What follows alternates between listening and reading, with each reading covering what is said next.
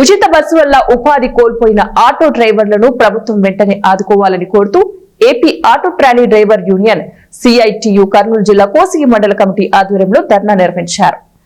ఈ ధర్నాను ఉద్దేశించి సిఐటియు కోసిగి మండల కన్వీనర్ రాముడు మాట్లాడుతూ, ప్రభుత్వం స్త్రీ శక్తి పథకం కింద మహిళలకు ఉచిత బస్సు ప్రయాణం సౌకర్యాన్ని కల్పించడం వల్ల ప్రయాణికులనే నమ్ముకొని ఆటోలు నడుపుకుంటూ జీవనం సాగిస్తున్న లక్షలాది మంది ఆటో డ్రైవర్ల పరిస్థితి దీనంగా ఉందని వారన్నారు. ప్రయాణికులు లేక బాడుగలు తగ్గడం వల్లే కుటుంబ పోషణ ఇబ్బందికరంగా మారిందని వారన్నారు.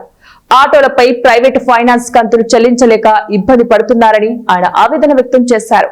ఉచిత బస్సు వల్ల ఉపాధి కోల్పోయిన ప్రతి ఆటో డ్రైవర్ కు నెలకు 12,000 రూపాయలు ఆర్థిక సహాయం అందించాలని, అలాగే ఆదుకోవాలని, అదేవిధంగా వాహన మిత్ర పథకాన్ని అమలు చేస్తానని చెప్పి ఇంతవరకు అమలు చేయలేదని వారన్నారు. వాహన మిత్ర పథకం ద్వారా సంవత్సరానికి 25,000 రూపాయలు ఇవ్వాలని ఆయన ప్రభుత్వాన్ని డిమాండ్ చేశారు. అనంతరం డిమాండ్స్ తో కూడిన వినతి పత్రాన్ని కోసిగి తహసీల్దార్ వేణుగోపాల్ కు అందజేశారు. ఇన్సూరెన్స్ అదేవిధంగా పెరుగుతున్న ధరలకి ఇన్సూరెన్స్ పెరగడం వల్ల అనేక రకం వల్ల ఆటో కార్మికులు, రవాణా కార్మికులు అనేక ఇబ్బందులు పడుతున్నారు. లైఫ్ ట్యాక్స్, గ్రీన్ ట్యాక్స్ పేరున అనేక చలన రూపంలో అనేక ఫైన్లు కట్టి మరి ఈ రకంగా అనేక ఇబ్బందులు పడుతూ వాళ్ళ జీవనం కొనసాగిస్తున్నారు.